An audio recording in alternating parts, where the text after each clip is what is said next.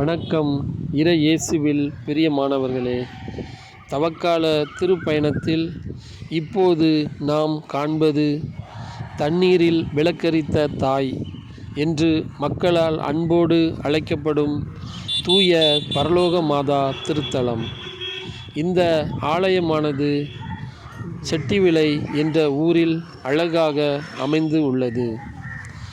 இந்த ஆலயத்தில் உள்ள மரத்தால் ஆன அன்னையின் திருச்சுரூபமானது மண்ணில் புதைந்து எழுந்த அதிசய மணல் மாதா திருத்தலத்திலிருந்து கொண்டு வரப்பட்டதாகும். இது தூத்துக்குடி மாவட்டம் மற்றும் மறை மாவட்டத்தை சார்ந்ததாகும்.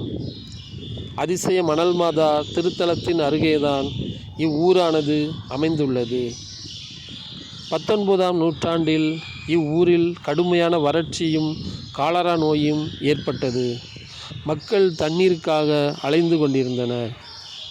அப்போது இவ்வூரில் வாழ்ந்த சவரிமுத்து என்பவர் மக்களிடம் பொருளுதவி பெற்று ஒரு நீரூற்றை தோண்டினார். அன்னையின் அருளால் அத்தண்ணீர் நல்ல தண்ணீராக அமைந்தது. அன்னைக்கு அவ்வூரில் ஒரு குடிசை ஆலயம் இருந்தது.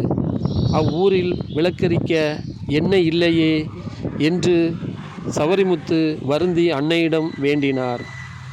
அன்னை அவருக்கு கனவில் தோன்றி, எனக்கு தண்ணீரில் விளக்கெரி என்று கூறி மறைந்தார்.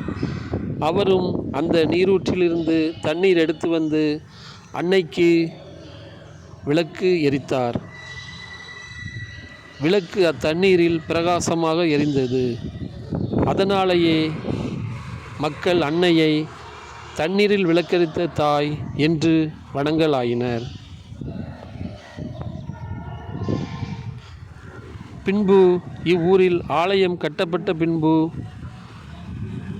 மக்கள் இந்த நீரூற்றிலிருந்து புனித நீரை கொண்டு வந்து இயேசுவின் திருஇருதய வடிவில் புனித தீர்த்தமாக தண்ணீரில் விளக்கரித்த அன்னையின் புனித தீர்த்தமாக ஆலயத்தில் வழங்கப்பட்டு வருகிறது.